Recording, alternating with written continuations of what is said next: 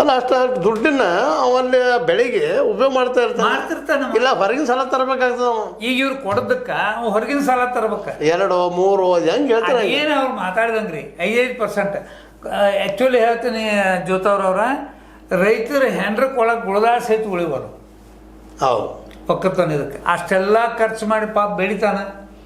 ಬೆಳೆದ ಬೆಳಿಗ್ಗೆ ಸರಿಯಾಗಿ ಯೋಗ್ಯ ಬೆಲೆ ಇಲ್ಲ. ಪ್ರಕೃತಿ ವಿಕೋಪಕ್ಕೆ ಹಾಳಾಗಿ ಹೋಗ್ತಾವು, ಏನೂ ಮಾಡೋಕ್ಕಾಗೋದಿಲ್ಲ. ಅದ ನೀವು DCC ಬ್ಯಾಂಕಿನವ್ರ ನಿಮ್ಮ ನಾರ್ಮ್ಸ್ ಪ್ರಕಾರ ನಾರ್ಮ್ಸ್ ಬಿಟ್ಟರೆ ಕೊಡಬೇಡ್ರಿ. ನೀವು ನಿಮಗೇನೈತೆ ನಿಯಮಾವಳಿಗಳದಾವು, ಅಪೆಕ್ಸ್ ಬ್ಯಾಂಕ್ ನಿಯಮಾವಳಿಗಳನ್ನು ಹಾಕಿ ಕೊಟ್ಟಾರ. ಅದ್ರ ಪ್ರಕಾರ ನೀವು ಕೊಟ್ರೆ ಒಬ್ಬೊಬ್ಬ ರೈತಗೆ 1 ಎಕರೆ ಇದ್ದಂಥ ರೈತಗೆ 41,000 ರೂಪಾಯಿ ಬಡ್ಡಿ ರೈತ ಸಾಲ ಸಿಗ್ತೈತಿ. ಹೌದು, ಮತ್ತು 81,000 ಸಾಲ ಮಾಡ್ಕೊತಾನವ. ಈಗ ಅದನ್ನು ಬಿಟ್ಟುಕೊಟ್ಟ ನೀವು ಮಾಡಾಕತ್ತದ್ದು ಏನು? ರೈತರು ಯಾವ ರೀತಿ ವಂಚನೆ ಮಾಡಾಕತ್ತೀರಿ ನೀವು? ಅಲ್ರಿ, ಇವತ್ತು ಅಗದಿ ಜಗಜ್ಜಾಹಿರಾಗಿ ಹೋತು ಅವನು ಜಯಸಿಂಗ್ ಶೆಟ್ಟಿ ನಾವು. ಹೌದು, 4 ಎಕರೆ ಜಮೀನು ಮೇಲೆ ಅವ್ನು ಸಾಲ ಕೊಡ್ತೀರಿ. ಅದು ಜಮೀನು ಅವಂದು ಅಲ್ಲ. ಇವತ್ತಿನ ರಿಪೋರ್ಟ್ಗಳು ನೋಡಿದ್ರೆ ನಮ್ಮ ಹತ್ರ ಡಾಕ್ಯುಮೆಂಟ್ಸ್ ಅದಾವು.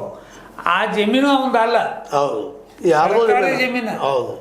ಅವನು ತಗೊಂಡು ಅದ್ರ ಮೇಲೆ ನೀವು 120 ಕೋಟಿ ರೂಪಾಯಿ ಸಾಲ ಕೊಡ್ತೀರಂದ್ರೆ ಈ ರೈತ ಅವನವನ ಪಿತ್ರಾಜ ಆಸ್ತಿ ಅದ, ತಲಾಂತರದಿಂದ ಬಂದಂಥ ಆಸ್ತಿ, ಅದ್ರ ಉತ್ತಾರ ಕೊಡ್ತಾನೆ, ಎಲ್ಲ ಡಾಕ್ಯುಮೆಂಟ್ಸ್ ಕೊಡ್ತಾನೆ.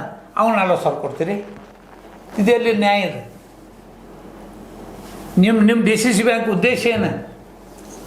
ಜೊಲ್ಲೆಯವರೇ, ನೀವು ಎದಕ್ಕೆ ಬಂದಿರಿ ಅಲ್ಲಿ? ಇಲ್ಲ, ಅವ್ರು ಹೇಳ್ತಾ ಇದ್ದಾರೆ, ಇಲ್ಲ ಈಗ 6,000 ಕೋಟಿ ಅದ, ನಾವು 10,000 ಕೋಟಿ ರೂಪಾಯಿ ಮಾಡ್ತೀವಿ ಅಂತ ಬಂದಾರ. ಅವರು ಇರ್ಸಿದ್ವಲ್ಲ, ನಾವು ಕತ್ತೆಯವ್ರು ಇರ್ಸಿದ್ಮೇಲೆ ಬಂದಾರಂತ ಅನಿಸ್ತದ ಅವ್ರು ಮಾತಾಡೋದು ನೋಡಿ. ಅಲ್ಲ 6,000 ಕೋಟಿ ಎಲ್ಲೈತ್ರಿ? ಬರೀ ಪೇಪರ್ದಾಗ ತೋರಿಸ್ರಿ ಅದನ್ನು ಬಿಚ್ಚೆ. ಈಗ ನನ್ನ ಹತ್ರ ಇನ್ನೊಂದು ಡಾಕ್ಯುಮೆಂಟ್ ಐತಿ. 100 ಕೋಟಿ ರೂಪಾಯಿ ಬೀರೇಶ್ವರ ಬ್ಯಾಂಕಿಂದ ಟ್ರಾನ್ಸ್ಫರ್ ಆಗೈತಿ. ಅದಕ್ಕೆ ಯಾವ ಹೆಡ್ ಆಫ್ ಅಕೌಂಟ್ ಅನ್ನೋದು ಗೊತ್ತಾಗೋತ್ತ. ಅಲ್ಲಿ ಜನರಲ್ ಮ್ಯಾನೇಜರ್ ಹೆಂಗೆ ಟ್ರಾನ್ಸ್ಫರ್ ಮಾಡಿದ ಗುರು ಅನ್ನವ 100 crores ಡಾಕ್ಯುಮೆಂಟ್ ಐತಿ. ಇಲ್ಲಿ ನಂತರ ಐತಿ 100 ಕೋಟಿ ರೂಪಾಯಿ ಟ್ರಾನ್ಸ್ಫರ್ ಮಾಡ್ಯಾವ ನಾವು ಡಿಫ್ರೆಂಟ್ ಅಕೌಂಟ್ಗಳಿಗೆ. ಹೆಂಗೆ ಮಾಡಿದವ? DCC ಬ್ಯಾಂಕಿಗೆ ಮಾಡ್ಯಾನ, ಏನು ಗೊತ್ತಿಲ್ಲ, ಅದನ್ನ ತೆಗಿತೀವ್ರಿ. ಈಗ ಹೆಂಗೆ ಮಾಡಿದವ ಗುರುವಣ್ಣವ ಅಲ್ಲಿ ವರ್ಕ್ ಏನಂತ ಮಾಡಾಕತ್ತಾನವ?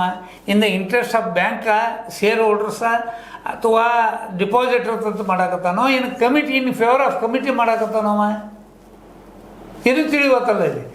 ಈಗ ಜೊಲ್ಲೆಯವರು ಮಾನ್ಯ ಒಂದು ಇದನ್ನು ಮಾಡಿದ್ರು, ಹಿರಣ್ಯಕೇಶಿ ಸಹಕಾರಿ ಸಕ್ಕರೆ ಕಾರ್ಖಾನೆ ರಮೇಶ್ ಕತ್ತೆಯವ್ರ ಕೈಯಾಗಿಂದ ತಗೊಂಡ್ರು. ನಾವೆಲ್ಲ ಭಾಳ ಖುಷಿ ಪಟ್ಟಿವಿ ರೈತರು, ಯಾಕಂದ್ರೆ ಚಲೋ ಮಂದಿ ಕೈ ಸಿಕ್ತಪ್ಪ ಅಂತ. ಬರೀ ಒಂದು 6-7 ತಿಂಗಳದೊಳಗೆ ಬಿಟ್ಕೊಟ್ಟು ಹೋಗಿಬಿಟ್ರು.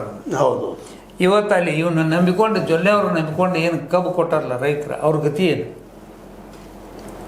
ಈಗ ಅವ್ರು ಏನಂತಾರೋ, ಕತ್ತೆಯವರ ಜೊಲ್ಲೆಯವ್ರ ಅದಾರ ಅಂತೇಳಿ ನೀವು ಕಬ್ಬು ಕೊಟ್ಟಿರಿ, ಅವ್ರ ಕಡೆ ಸೂರತ್ತಾರ ಸರ್. ಇವೇನಂತಾನು, ಅವ್ರು ಯಾರೋ ಕಮಿಟಿಯವ್ರು ನಾನು ಜೋಡಿ ಸರಿಯಾಗಿ ಬಿಹೇವ್ ಮಾಡ್ಕೊಂಡಿಲ್ಲ, ಸಹಕಾರ ಕೊಟ್ಟಿಲ್ಲ, ನಾ ಕೊಡೋದಿಲ್ಲ ತಾನ. ಮುಂದೆ ಅವ್ರ ಗತಿ ಏನು?